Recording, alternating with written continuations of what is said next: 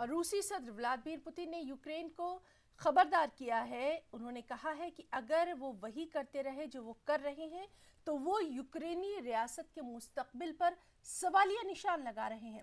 پوتن نے مزید کہا کہ اور اگر ایسا ہوتا ہے تو اس کے ذمہ دار وہ خود ہوں گے. پوتن نے یہ تبصرہ روسی ایئر لائن ایروفلوٹ کے فلائٹ اٹینڈنٹس کے ساتھ ٹیلی ویژن میٹنگ کے دوران کیا. Они будут продолжать делать то, что они делают. Я уже тоже об этом говорил. Они ставят вообще под вопрос будущность украинской государственности.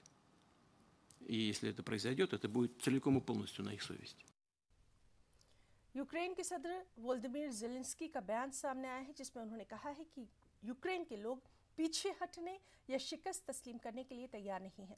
انہوں نے کہا کہ ہمارے لوگ، ہمارے یوکرینی پیچھے نہیں ہٹ رہے ہیں، ہمت نہیں ہار رہے ہیں. زیلنسکی نے ہفتے کے روز کہا تھا کہ اگرچہ روس نے خارکیف اور سومی جیسے دوسرے شہروں کو اپنے گھیرے میں لے لیا ہے لیکن یوکرین کی افواج وسطی اور جنوب مشرقی یوکرین کے اہم شہروں پر کنٹرول رکھنے میں کامیاب ہو گئی ہیں.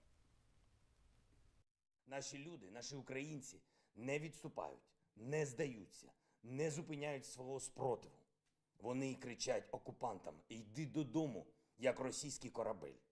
Відтісняють їх з нашої території, перекривають їм дороги. Кожен метр нашої української землі, відвойований протестом і приниженням окупантів, це крок.